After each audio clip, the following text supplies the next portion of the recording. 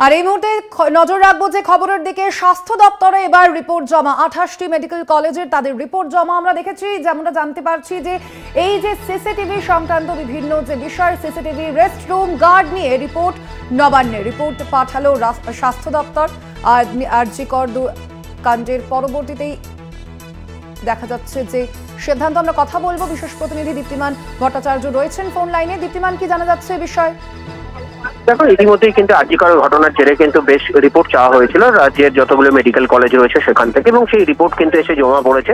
কতগুলো সিসিটিভি লাগবে, কোথায় কোথায় বাথরুম লাগবে, কোথায় কোথায় রেস্টরুম লাগবে, কিভাবে কি করা যায় বিস্তারিত রিপোর্ট চাওয়া হয়েছিল।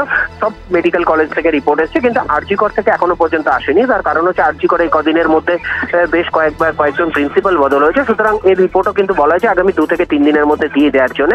সুতরাং এই রিপোর্টও চলে আসবে আর কয়েকদিনের মধ্যে।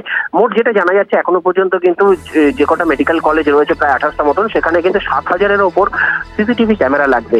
এবং এছাড়াও বেশ কয়েকটি জায়গায় কিন্তু রেস্টরুম, সব জায়গায় রেস্টরুম এবং আরো অনেক যে ব্যবস্থাগুলো করার রয়েছে, সেখানে টয়লেট কোথায় করতে হবে, কোথায় কোথায় লেডিস টয়লেট করতে হবে, এই সব কিছুর পুঙ্খানুপুঙ্খ ডেসক্রিপশন কিন্তু এই রিপোর্টে দেওয়া হয়েছে।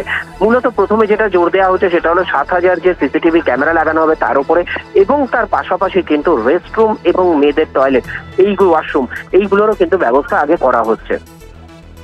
ধন্যবাদ তোমায়। আমরা কথা বলছিলাম, আমাদের সঙ্গে ফোন লাইনে ছিলেন আমাদের বিশেষ প্রতিনিধি দীপ্তিমান ভট্টাচার্য। আমরা দেখতে পাচ্ছি রাজ্য দপ্তরে এবার রিপোর্ট জমা 28টি মেডিকেল কলেজে তাদের রিপোর্ট জমা। এবার সিসিটিভি থেকে শুরু করে রেস্টরুম, বিভিন্ন বিষয়ে রিপোর্ট জমা করা হয়েছে।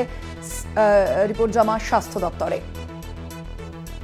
রিপোর্ট জমা 28টি সরকারি মেডিকেল কলেজে, সিসিটিভি থেকে শুরু করে রেস্টরুম, গার্ড নিয়ে রিপোর্ট জমা।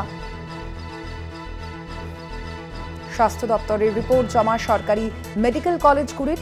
28টি সরকারি মেডিকেল কলেজ তারা এই সংক্রান্ত বিষয়ে রিপোর্ট জমা দিল স্বাস্থ্য দপ্তরে।